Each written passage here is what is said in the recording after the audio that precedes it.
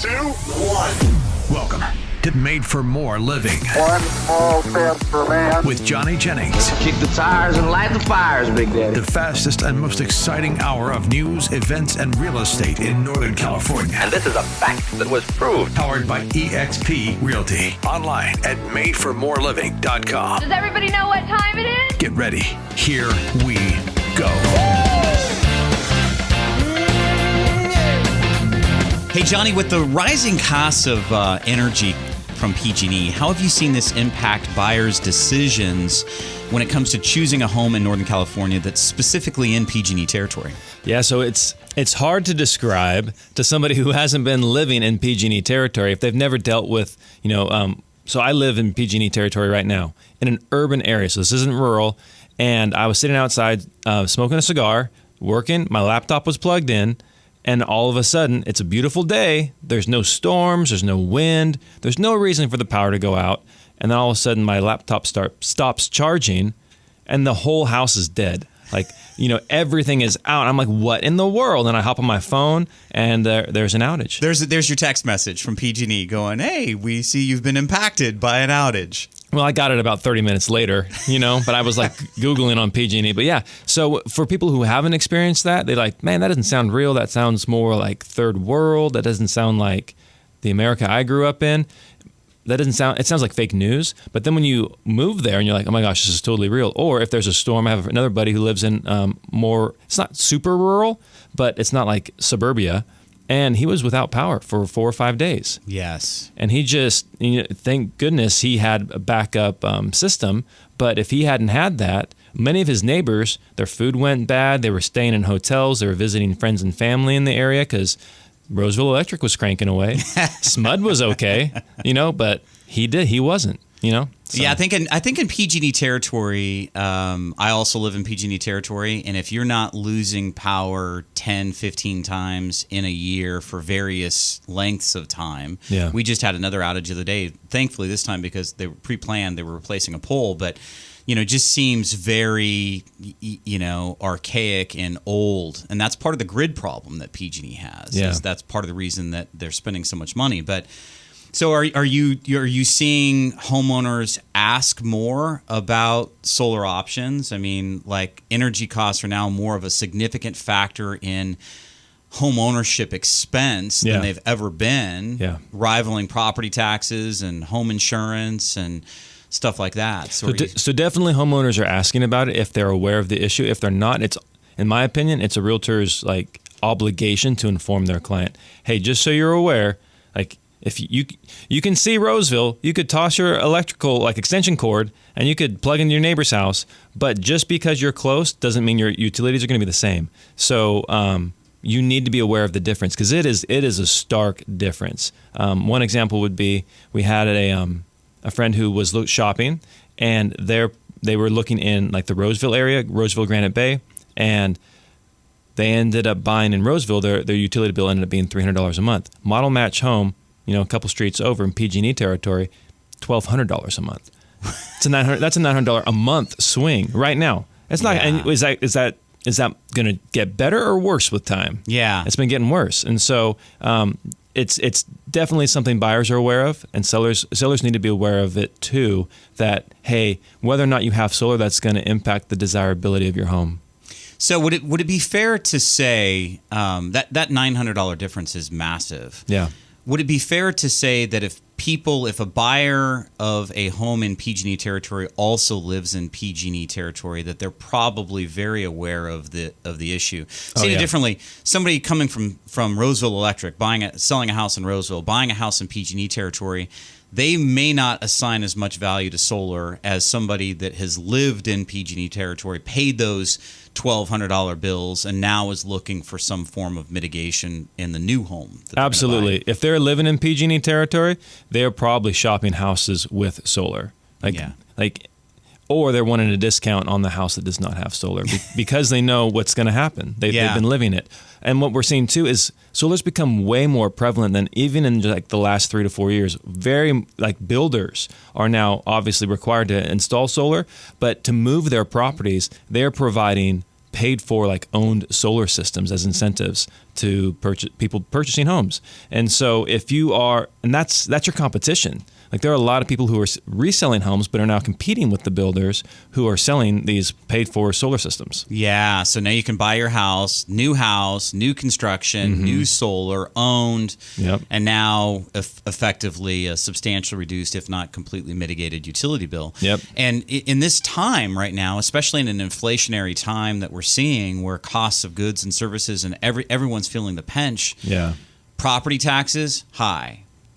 Insurance, fire, hazard insurance, which tends to go hand in hand with PG&E territory. With PG&E, and they're the biggest reason why, because it's their fires and equipment that sparked those fires that created the devastation, causing property taxes. I say to people all the time, it's not just the utility bill that PG&E is affecting; they're also affecting your housing insurance as well, and hazard insurance for fire coverage. Yeah, there's so many people that are looking to move because just the fire insurance has become unsustainable for their families. It's pricing. What's happening is people are being priced out of their own homes or having to make the concession of living more like Amish folks live without electricity. I talk to people all the time that are sacrificing lifestyle because they can't afford the utility bill. They're calling it energy poverty when you can't spend the money necessary to be comfortable in your own home because of the expense of the energy costs. Yeah. I mean,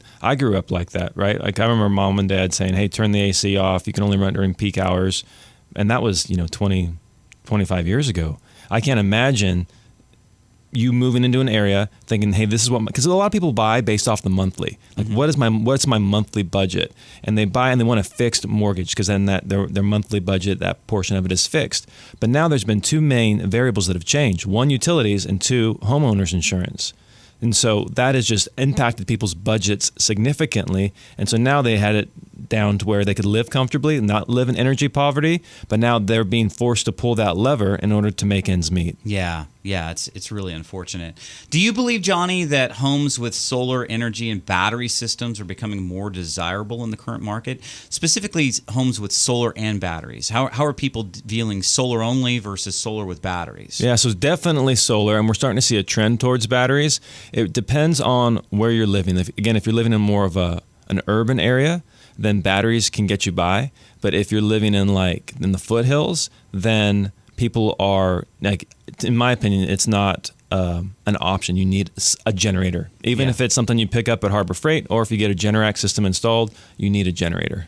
Yeah, I think the best current guidance that I can give on an all-weather energy system is solar primary, batteries secondary, generator third. Yep. That way, if you've got, for example, in the wintertime, if you've got a multi-day outage because of a massive inclement, weather event, that now you've got solar with battery backup. Because what a lot of people don't realize about batteries is batteries are a darkness bridge. They bridge, they store all the energy, the excess energy that the solar system creates throughout the day, to then bridge sundown with sun up. And so they'll push energy into the home overnight. But a lot of people don't realize that, generally speaking, there's 8-10 hours of stored energy there. It's not multiple days worth of stored energy. So to your point, if you're in a rural area, in the mountains, in the foothills, susceptible to power loss frequently and or inclement weather challenges, then I think battery backup is a big selling point. And we're starting to see that more with people that have electric vehicles as well. Oh my gosh, yeah. Talk about, you're saving on gas, but then you plug into PG&E, it's like, oh my goodness. You see that, you get those nasty, what is it, energy shaming when you get the bill from PG&E? The worst now is if you sign up for their text messages and they'll start texting you halfway through the month. Well, you're way out of whack here compared to your neighbors. And it's energy shaming. Totally. We're going to coin that term. All right. Here's another question for you. Value addition, adding value with solar. It's often said that solar adds value to a home. From your perspective, how much weight do buyers place on solar when evaluating a property's overall value right now in this current market? Right now in today's current market, well, it depends on who you're getting your energy from, right? If you're getting Roseville Electric, and I mean, people want solar. Even people in Roseville Electric are wanting solar, but they'll reach out to solar companies, and the more reputable ones will like, hey, like we're not going to save you a whole lot of money. Like it doesn't make sense. But to me, that just speaks to the desirability of solar. Like even people like wanting to lower their monthly utility costs, even in Roseville Electric.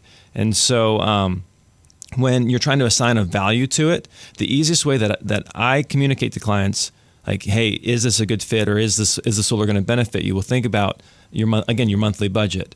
People are buying the house not necessarily based on the purchase price, but on the payment, because when interest rates were two and in the 2s and 3s, prices soared, and all of a sudden interest rates came, they rose from 3 all the way up to the 7s, and all of a sudden, and then you saw prices like stop rising, and so it wasn't the purchase price that was doing that, it was the monthly that was being impacted.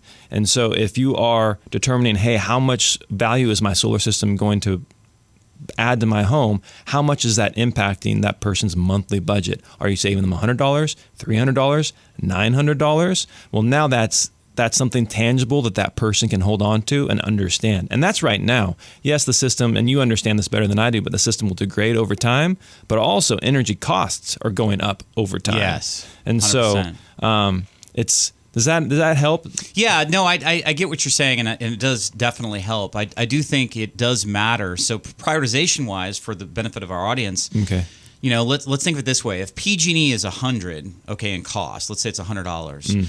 SMUD is going to be $60. Roseville Electric's going to be $25. Okay. That's kind of the cost spectrum. So to your point, if you're buying a house in Roseville territory, or for that matter, we experience this, SMUD is more similar to Edison down in Southern California. Okay. So, and then San Diego Gas and Electric is more of an equivalent of PG&E.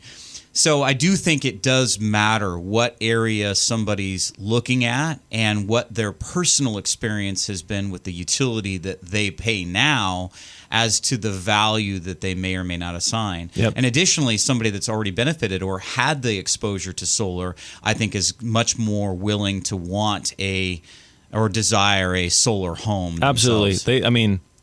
Once you have solar, you don't want to not have solar.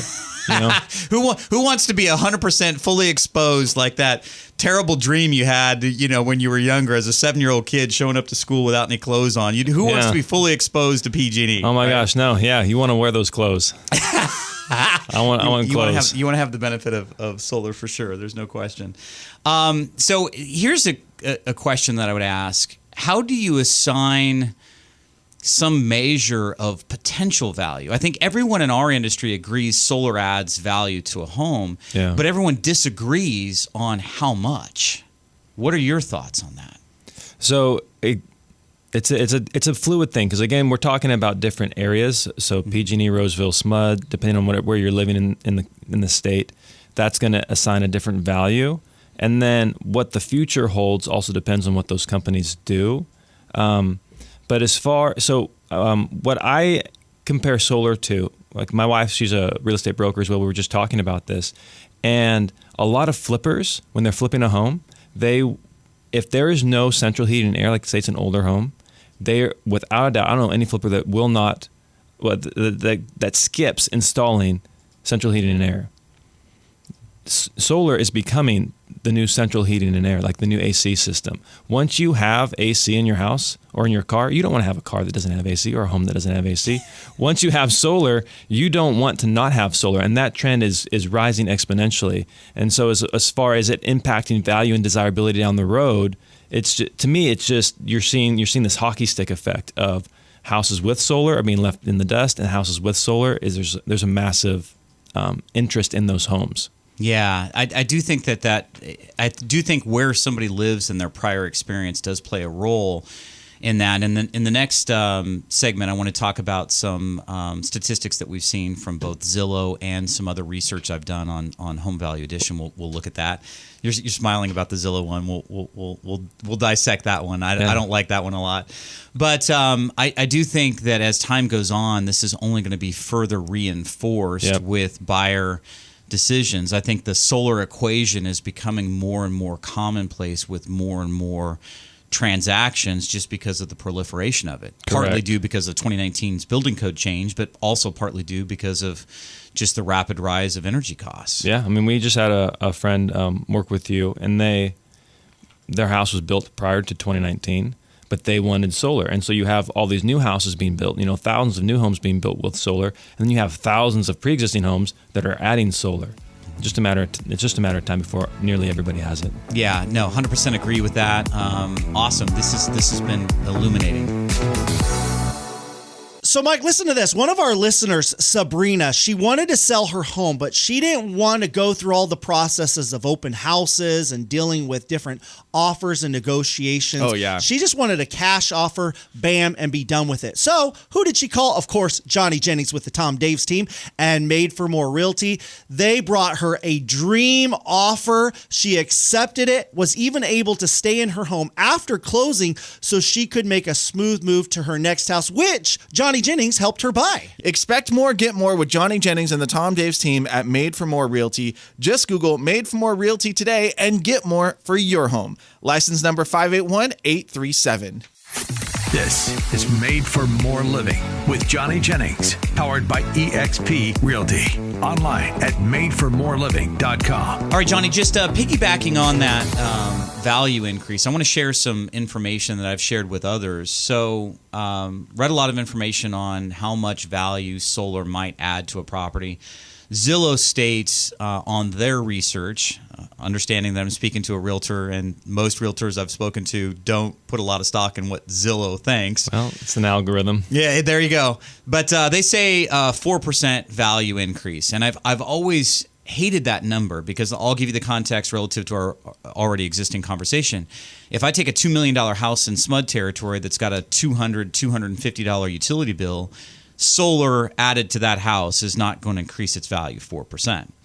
Now, having said that, if I take a $500,000 manufactured home in Placer County that now has a $700 a month utility bill with PG&E, adding solar to that property might make more than a 4% difference in the value of that property. Absolutely. So I haven't loved Zillow's metric, but there was another study that was done that I think was better in relation to pure benefit, and it was a study commissioned by the Department of Energy. And effectively what the study came back and itemized or realized or concluded was that for every dollar that solar can mitigate in terms of somebody not having to pay that to the utility annually, it created about $20 in value in the mind of a purchaser or a buyer of that property. So if I can eliminate, back to your point, if you can eliminate the utility bill, two houses exactly the same, one makes its own power, one doesn't, aren't you going to assign more value to the one that isn't exposed to PG&E versus the one that isn't, and then how much? So that study I felt was better. I agree. So everybody thinks solar adds value. Nobody can agree on how much, and I think it's that value dynamic because the value of a house is 100% dependent on the buyer, right? Yeah. It's a free market. So if you find a buyer that has lived in Texas where the energy cost is 13 cents a kilowatt hour, they may not assign as much value to buying a house in PG&E territory where right now in the summer, daytime, 43 cents a kilowatt hour, evening time, 62 cents a kilowatt hour. Oh my gosh. Right? So what are your thoughts on those two? Zillow versus the study on the $1 for every or $20 for every dollar you can save. Zillow's classic Zillow. They just typed in an algorithm and just said that'll work. But that's not. It comes down to the budget. At the end of the day, what people are looking for is how is this impacting me personally. And that second study does that. I do have a question though. So $1 saved, $20 in value. Is that saved? So if you save, say, $900, is that $1 saved over a period of like a year? Yes. Okay. So think of it this way. Let's say solar saves somebody $3,000 a year. Okay. In theory, what they're saying is that would add $60,000 of value to the property based on their study. Got it. Okay. So the idea is that after somebody buys the house, if they can mitigate that utility bill, back to your affordability, right? Everything's about monthly payment and affordability. Yep. If I can mitigate the monthly cost of the energy substantially, everyone agrees that adds value. This study just came back with a specific number. And I'm not saying I agree with it, because I think it's more fluid than that. I think it has to do with individual buyers and what their personal experience is and how much energy load and exposure they've had. Yeah. You know, if you're a single person living by yourself and you work and travel a lot for work, your energy usage is going to be lower than a family of 7, and dad works at home and they all watch TV and game and charge their EVs. You know? Yeah. So there's a lot of people, the solar industry, even though it generates energy with sunlight, there's a lot of shady folk. There you solar, go. Right? Dad joke. Yeah, there you go. There's a lot of shady folk in solar. So I'm not one of these guys that says, hey, it's going to, add X, Y, Z. I mean, I always try to have this conversation with people that I think solar is valuable, but I think the other component to it, let's dig into this just for a moment. I think that there's a difference between the value of owned solar, it's on the house, it's paid for, it exists, it makes energy, versus leased solar. Yeah. I think there's a big difference between those two, because, owned solar means I effectively don't have any payment for the system at all. You're just prepaid. Yeah, so when I buy it, whatever it produces is helping me to mitigate my bill. I think owned solar probably has the edge over the other options in terms of, most value increase if you're going to look at the different methods that you could use to buy solar. Yep. Own versus leases versus, let's say, power purchase programs. And it's the easiest to understand, honestly. Yeah. So most of the value gets muddied when somebody's like, okay, what is a PPA? Because all they're wanting to know is how much money am I going to save? That's all they want to know. If it's owned, that's easier for them to calculate in their heads. Like, is there going to be a true up? Yeah. There's just, so some people are like, yeah, my monthly bill's only $15, but then they have a big true up, and so it's just understanding at the end of the day, that buyer needs to know how much that solar is going to help them. Yes. And I agree with you. Owned is the best. It's cleanest. I think what's going to happen is, I think over time, I think knowledgeable folks like yourself, realtors like yourself, I think if you have houses that have solar, I think the conversation with somebody that's an expert in the solar business is really going to help guide the advantage or disadvantage of the difference in the programs, right? So back to your point, owned solar is the easiest to understand. You mentioned a true-up bill. So true-up bills are an example of solar not making enough energy to meet that particular family's needs.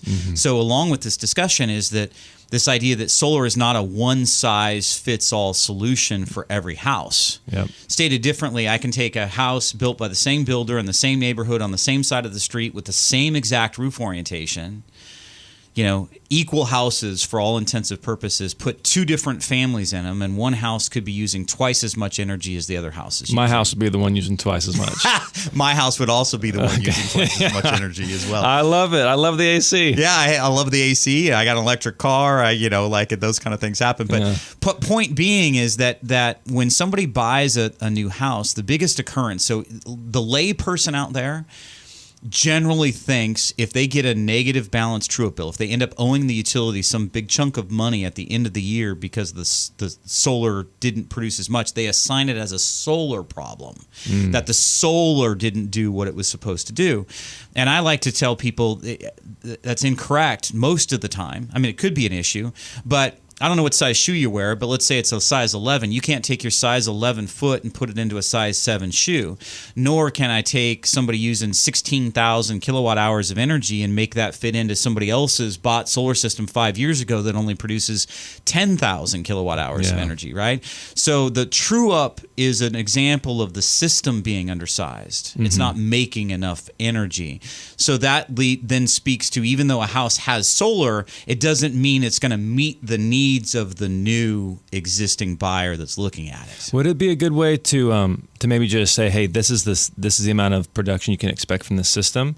This is the average cost per month or average kilowatt. Yes. And then here's what the savings are going to be. Yeah. So that way it's the same across the board. Yeah. So the biggest challenge for people, for an existing homeowner, would be trying to properly communicate how much it might save a new buyer because they bought a system 4 years ago, 5 years ago, might have completely mitigated their bill. They haven't experienced what we've been experiencing in the last 5 years as Californians in PG&E territory. And I talk to people every single day. I've got solar, so I haven't been experiencing it. But the idea is that the rates keep rising. Yeah. The last week, 4th rate increase for PG&E this year, just Unreal. approved by the CPUC, right? So the challenge is if you bought solar before, go back 10 years, PG&E Energy was only 25 cents a kilowatt hour. You've been living your life. Solar's been working. It's hard to explain to somebody that system is now mitigating what could be $700 a month had they not gotten it. Right? Yeah, and so they're pissed because they have the true up. Correct. So Yeah. the easiest thing to do is to figure out how much the system is producing and then quantify that in current cost with the utility to create the contrast between how it's benefiting and I do that a lot with people that have a negative balance true up because they feel like solar was the problem. And I'll say to them, solar wasn't really the problem. The system size is the problem. This system is mitigating this much of your current expense. Love Stated that. differently, it would have been your true up bill of $3,000, which is $250 a month, without the current system would have been $6,000. Yeah. That saved you $4,000. Yeah.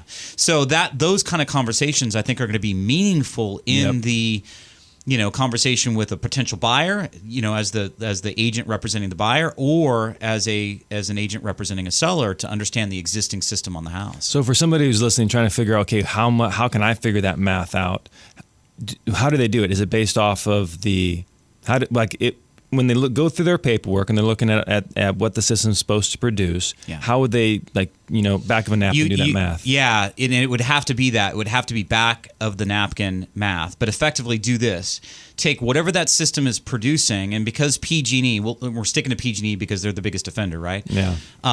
PG&E current rates, 43 to 62. Let's just use 50 cents. Okay. So figure out, because the idea is if you use more tier 2 energy because you get home from work, you're going to have a higher cost per kilowatt hour versus a retired couple that goes to bed at 9 o'clock that doesn't use a lot of energy in the evening time and not as exposed. So I think the 50 cents is probably a little bit of an overestimation erring against a homeowner, but I think it's going to be more accurate than any other method. But take the current generation of the system, multiply that times 50 cents, and that's the net effect of what they're not paying PG&E if that system's producing that. So if it's what's a typical system on a home?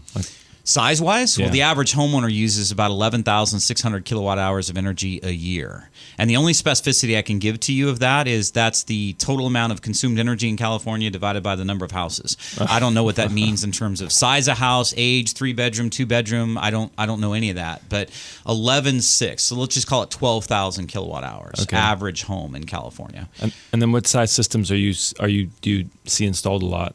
Oh man, that's as varied as how many different eyeglass prescriptions do you see as Different an cars eyeglass on the doctor, road, right? yeah. It's 100% dependent on energy usage. I mean, I get with some people, we get some people that call into our radio show. And by the way, if somebody wants more solar information, you can text solar to 84503. But when people text into our radio show, effectively what we see is I've seen people with 5,000 kilowatt hours of total usage, and I sit here and imagine, because I'm a high energy user just like you, I'm like, what kind of life are they living where you're only using 5,000 kilowatt hours of energy? Like you're very conscious about using power. And I've met some people that are using 35, 40,000. I mean, I think my highest residential consumption that I've worked out a solar system for was like 62,000 kilowatt hours, so almost 5 times what an average home would normally be in California. Okay, so if they have like a 30,000 kilowatt system, then they'll just divide that by 50 cents. So think of it this way: kW is the size of the system as watts. So K stands for 1,000 watts. So a 10 kW system is basically a 10,000 watt system. that 10,000 watt system will roughly produce 15,000 kilowatt hours. So there's a difference between KW and KWH. Learn something. So using a car analogy, think of KW as the horsepower of your car, the maximum power that it can generate. And then KWH is your annual mileage driven. So in energy, KW is the size of the system, panel count times the wattage. If I've got 20 panels that are each 400 watts apiece, that's an 8,000 watt system. Okay. 20 times 400. So that's 8,000 watts. That 8,000 watt system will generally produce about 12,000 kilowatt hours. Okay. The relationship between KW and KWH ideally is 1 to 1.5 in terms of production. So what somebody listening right now would want to do is take whatever their production in kilowatt hours is, multiply that times that 50 cents. Got it. And Okay. they're going to get real close to what you're saving. Yes, to what you're saving, whether or not what you that have a true benefit. up or not. Like Yes. this is how much money you have put back in your that solar system is working for you. For an existing seller of an existing solar system, that would be a great thing to have in the write-up of the listing, especially in PG&E territory, right? You really want to sell the benefit. This helps us mitigate what would have been $800 a month, $1,200 a month, $1,500 a month in cost. If you can quantify the value for a buyer, then that's going to make them feel more comfortable, right? And it feels real. Yeah. Like it's instead of like what's a kilowatt hour, like what does this really mean? It's nebulous. you know? But then all of a sudden it's like, wait a second, hey, this last year it saved them $8,000 or $6,000 in utility costs. Wow, that's $6,000, that's $500 a month. That's a car payment. And I don't see that done. I don't ever see write-ups where in the listing someone's talking about the real world mitigation of the cost today. I think that's an anchor that should be implemented by more folks. But it's you don't know what you don't know. Yeah. Right? So Okay, Matt, we all know the importance of finding someone you can trust. And then when you find that person, you want to use them over and over again, which is what happened with Betty. She had worked with Johnny Jennings and the Made for More team to sell her home previously. But when it came time to sell Betty's mom's home in Roseville so she could move her into a retirement home, of course, she called our friend Johnny Jennings at the Made for More team. They found her the perfect buyer for the home and negotiated a quick as-is sale so they could get their money as soon as possible to help mom get into her new retirement home smoothly. Because you expect more, get more with Johnny Jennings and the Tom Daves team at Made for More Realty, brokered by EXP. Just Google Made for More Realty today and get more for your home. License number 581837. This is Made for More Living with Johnny Jennings, powered by EXP Realty. Online at madeformoreliving.com. All right, Johnny, here's another question for you. One of the major concerns that we hear from folks is the difficulty in potentially transferring, let's say, solar leases or finance agreements to new buyers. How often do you encounter this issue, and how does it impact the sale? Well, I can't think of, out of all the homes we've sold, a single sale not going through. So it always works out. Okay. But it is definitely a bottleneck. It's probably one of the hardest parts in a transaction with the home that has solar on it. And it's not because of the agent, and it's not because of the seller, and it's not because of the buyer. It's the solar company that it's just hard to get a hold of them. Yeah. And so if a house has solar, what we recommend people do is have a copy of your contract. Have a copy of your contract and know who to contact at that solar company, because oftentimes they won't even begin the process of transferring ownership until you're in escrow. So it's not like something you can typically start ahead of time. Hopefully that'll change. But what ends up happening where it gets sticky is the person that is living in the home, the seller, can't find the paperwork. They don't know who to contact, and now we're burning days and we're in escrow. And now the buyer's wanting that information for their inspection period so they can do their due diligence on the property, and we're burning days. And then they get it, and then we call them.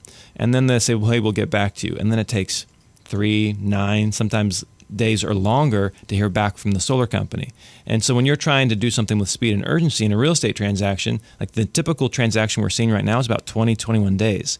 And you've burned up, 9 days waiting to hear back from the solar company. You're calling every day, twice a day, trying to get a hold of somebody. That's typically where we see the issues. But I wouldn't let that scare anybody because, like I said, we've never had a transaction not go through. Yeah. Because of solar. Yeah. So let me talk about this a little differently. So I've theorized and postulated before that there's when you go to buy a house, there's so many other things that are competing for your wallet, like your money, right? So you buy a house, and the first thing you want to do is personalize it. Maybe you want to change the landscaping, flooring, painting, whatever. So the whole idea that somebody's going to then want to, either prioritize adding something like solar or, the other contrast to that is before buying the house, take on somebody else's debt in a solar lease or loan. Yeah. I think that that's the biggest reason people have pause. Like somebody falls in love with a house, realizes it has solar, and maybe it's a solar loan or a lease, and we're seeing difficulty. The industry has seen difficulty in terms of transferring those, but I think the industry is meeting the challenge. I think that what we're seeing right now is versions of contracts that are coming out and agreements that are coming out because solar is much more widely adopted now than it was even 5 years ago or 10 years ago. I think the marketplace is changing, and I think what we're seeing is better versions, quicker transactions happen with varying different contracts. And we talked about this one contract. I'll illuminate a little bit more. But do you think that there's a difference between finance versus lease versus owned when it comes to? So lease meaning you're leasing it from the company. Yeah. And finance means you have a monthly payment. Yeah. Our experience has been leases are the stickiest to transfer. Yeah. Because there's the person has to qualify. The person has to qualify, and it's Yeah. harder to qualify for leases than traditional financing. If I go lease a car, I have to have a better credit profile than somebody that finances a car. Yep. Right? So the same thing is true of leases. Leases, and then I think that there is a bit of a negative connotation with a lot of folks about this idea of a lease, that there's negative energy associated with the term lease. So somebody falls in love with a house, now I got to take over this lease. Would you agree with that? I would agree. So obviously in the short term, you're saving money. At the end of the day, your cost should be lower than what it would be if you were buying directly from the from PG&E, from the utility provider. But sometimes people just they like to think about things, and a lot of people overthink it, and they're like, "Well, I want to put my own solar system on, or I want to do this, or I want to do that," and now that lease is in the way. And so sometimes it can be a deterrent. But I've never seen anybody not buy a house because of the lease. It's been more of like a mark against the property, like, oh, the backyard's not as big as I wanted. Oh, there's a solar lease. I wish it was owned, and then we'll just write out the lease, and then we'll get the solar system we want. On the negotiation side, how often do you see a buyer want to negotiate with the seller to have the seller pay off the system? Oh, that's a really good question. Almost always. Okay. Almost always. And it's weird because when you're qualifying for a home loan, they don't factor in your estimated utility usage, like in your debt to income ratio. That's not part of the conversation. But then when there's a solar lease, all of a sudden now that's part of the debt to income ratio. Now that's part of the equation. Yeah. And it's possible that if somebody didn't pay it off, that buyer may not qualify to both buy the house and qualify to take over the lease, right? Yeah. And so what we are seeing is a lot of homeowners will pay off the lease. Yeah. So let me give you a contrast to that. So what I mentioned before was more and more change within the industry. So there's a company out of Florida, NextEra Energy, third largest utility in the nation today. They own Florida Power and Light in Florida. They're trying to muscle into PG&E territory right now and compete with PG&E for energy business from homeowners in PG&E territory. And they're doing so on the back of solar. So they can't come in and replicate PG&E's utility infrastructure, energy grid. Yep. PG&E generates a lot of energy from hydroelectric power from watershed off the Sierra Nevada mountains. And so it's very difficult for somebody to come in and replicate that. They can't do that. But PG&E doesn't own the sun, although I bet they'd like to, and they don't own sunlight. So the idea is that this company will install a power plant, a system, a solar generating power plant with battery storage and photovoltaic panels to create the energy that the system is producing. They'll do all the permitting, do all the labor, do all of that at zero out-of-pocket cost to a homeowner. as long as the homeowner agrees to purchase the energy that the system produces. Now, for context, anybody that's listening right now can look at their PG&E bill. You'll see two charges for your energy cost. One is generation, what it actually costs to make the energy. And then the secondary or ancillary charge is delivery. What a lot of people don't realize is it's twice as expensive to get the energy to your home as it costs to make the energy in the first place. So if PG&E charges you $200 to make the energy, they'll charge you $400 additional to get it to your house. You now have a $600 utility bill for $200 worth of actual energy. Wow. So the benefit of having the solar plant at the house and creating a situation where somebody can make solar energy at the property is there is no delivery charge. All you've got is the sun energy. All you've got is the making of the energy. So that's why it's cheaper. So these programs, guaranteed transferable, it's not debt. You're not taking over somebody's loan. It's not a lease. You're not taking over somebody's lease. Both of those show up on a credit profile or credit report.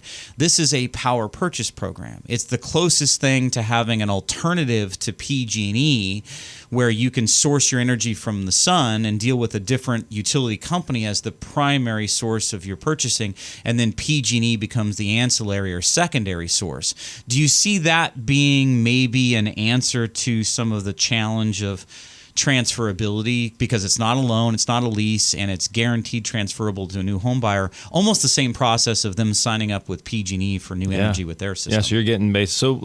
So yes, I think that definitely helps without a doubt. It just comes down to how much are they saving? Like what's the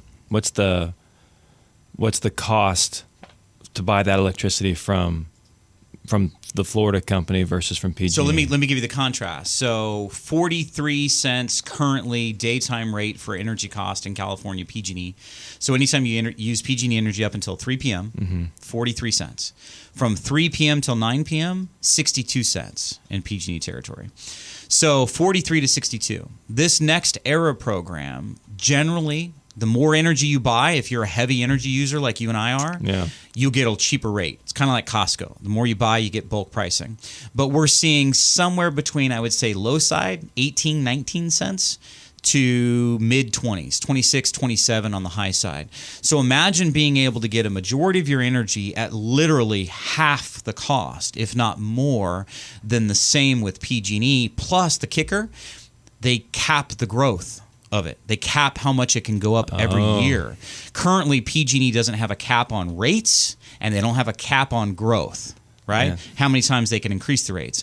So the cap is 3.5%. So get this. This is how I explain it. Consumer, this is going to cut your bill in half with PG&E for a system you don't have to buy. It's then going to slow the growth to where it takes 21 years before your new bill with the solar equals what you're paying PG&E right today. Now. Yep. Right? Love it. And so that it comes down to understanding the difference in the savings. So if that's the main barrier that we see when people are trying to figure out, hey, is this a good decision for my family? Like dollars and cents, what's it going to save? And so if you say, hey, based off the kilowatt hours that the system will produce, this is what the savings are going to be. Absolutely, it's a no-brainer. It's like, I always joke, I wish I could just toss an electrical cord over into my neighbor's house in Roseville and just pull off of his house. But essentially that's what you're doing. Is now you're pulling from the sun, and now you're getting Roseville SMUD prices in PG&E territory. You're effectively, what I tell people is it's going back almost 10 years in PG&E territory. If you could buy PG&E energy at a cost from 10 years ago, how much of it would you buy and how much of it would you want? Yep. Right? And then additionally, that slowing the growth feature of it, I think, is a real big deal. Slowing the growth is the critical thing, because I think right now we're on the path in California. This next 10 years, so for context, PG&E over the last 10 years has raised rates about 12.5% a year. That's what the effective rate of growth has been. So 12.5% a year, that's caustic. I think this next 10 years is even going to be worse than the prior 10 years because California wants to be carbon neutral by 2040. Newsom wants everyone driving an electric vehicle by 2035. The California Air Resources Board is getting rid of natural gas hot water heaters and furnaces by 2030. So California is going to force more energy usage on us all. PG&E is going to charge us more because they don't want to go bankrupt again. They're spending about $3 million a mile to underground lines. And meanwhile, the California in general wants to be the number 5 economy in the whole world, wants to be carbon neutral in a really aggressive time frame. Yep. Right. So I think this next 10 years is going to be worse. That's before you even said that. That's what I was thinking about. Like, go back 10 years. Okay, 10 years, that's already happened. I'm more nervous about what's the next 10 years look like. Yeah. Because that's going to impact my pocketbook. That's going to impact, my affordability in terms of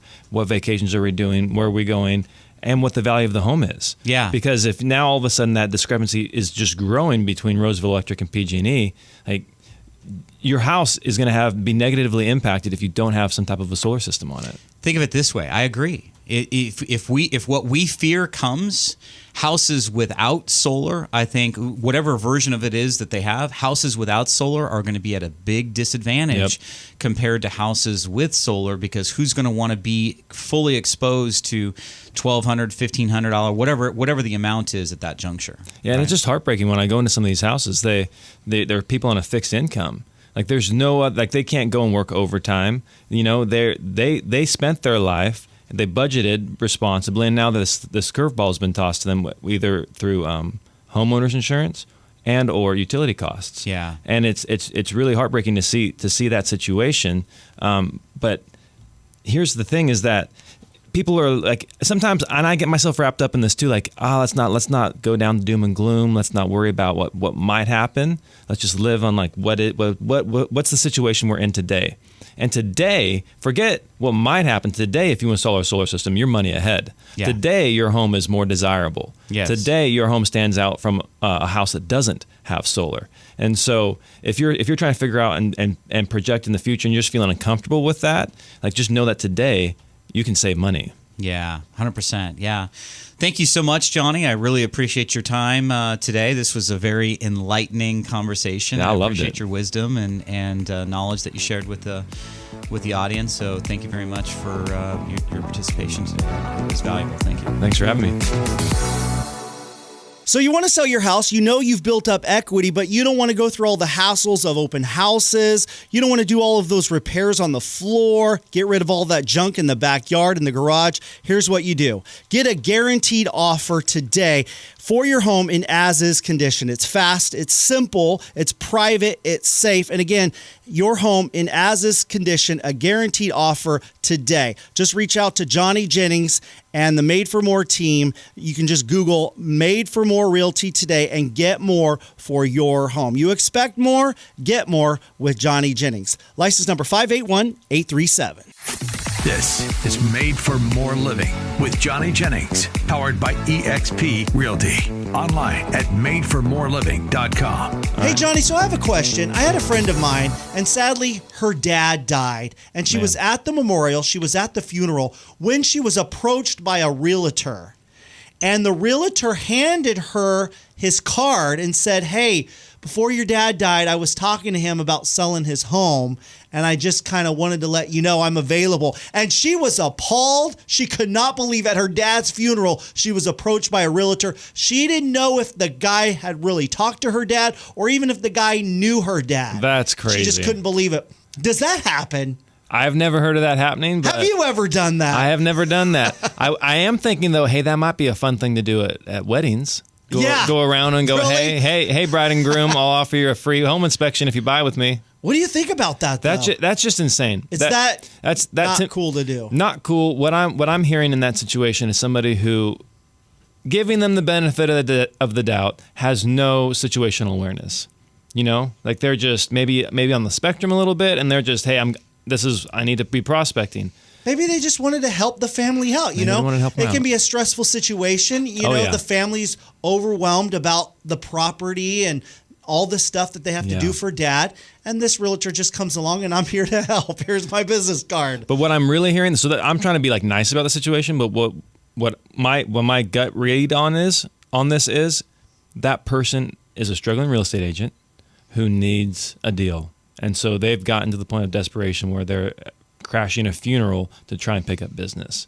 And They're is that hungry? They're eager. I thought that's the kind hungry, of person you wanted on your team. You wanted someone who's hungry. Hungry and eager. So here's a hungry and eager that I like. A guy on our team. We were talking about. So what differentiates us from other people? Like we have to be clear on what that is, because everybody knows 10 real estate agents, and they want certainty, and they want to know why you're different, why you're better.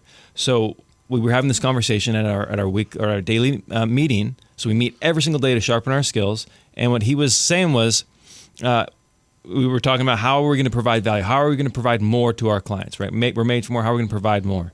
And so we got a call from somebody, and they were interested in purchasing in a specific community. And it's based off the school district. So he called up the school district, got some information about the schools, about the programs, about the boundary maps.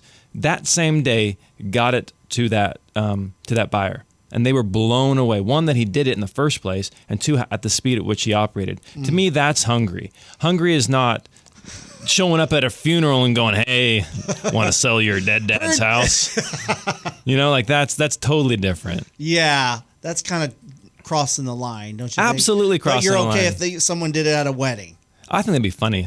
Hey, you guys are married. You know what happens after you get married? You're going to get a dog, or you're going to have a baby. Maybe both. You're going to need space. Exactly. So, yeah. I love that. But that's also the difference between somebody who's experienced and not experienced, right? And so some people are like, hey, I want somebody who's a young gun and has more time. And I get that, because you want to feel like you're being taken care of, and if that's not happening with somebody else, then yes, there's a problem there. But also you have to ask yourself, why does that person have more time? Why are more people not working with them? Compare that to, why are more people working with somebody else? What's the value they're adding? Is it in their marketing? So are you saying that it's good to have someone that's not as available? Can you text your doctor right now? Could you text your doctor and say, "Hey, I got this sniffly nose. What's up?" But I could text my wife, and she'd probably know what's going on. You can text your wife. So you think about anybody operating at a high level of professionalism, successful. They operate. Their business is a well-tuned machine. They operate as a well-tuned machine, and they're being yanked 50 different directions by their clients. Like in order to serve you, there's a system and a process. And it's the heart surgeon. Like oftentimes you meet with the heart surgeon, and then you don't really see him until you're getting wheeled in. He doesn't call you to check in. You can't text him, "Hey, I'm nervous about the process." Right. He's not there putting you under. He's not there putting the hospital gowns on you. Like there's people to help with that. And so what you need is somebody who's very good at what you've hired them to do. And if somebody has more time, now I'm not saying don't try out another real estate agent. Like don't try out somebody who's maybe newer in the industry. Just make sure they have somebody in their corner who's experienced. So the people on our team, like when you hire us, not only are you getting that agent, you're getting 3 additional real estate brokers, not agents. 3 additional real estate brokers that are there to back up and support that agent. So you're getting the benefit of the hunger and the tenacity and the availability backed by experience. But oftentimes people are hiring and they'll typically work for less. That's the other thing. They're more available and they'll work for less. But what are you really getting for your money? And so you just got to figure that out. What works best for you, and what we have found works best for clients is when you net more money, when you have a stronger negotiator, when the seller understands the process, when they have a good reputation in the community and get your offer accepted. That is what is worth the fee paid. I think there's a lot to discuss here, and I think we should dive more into it on our next show next week. Let's do it. Thanks so much, Matt.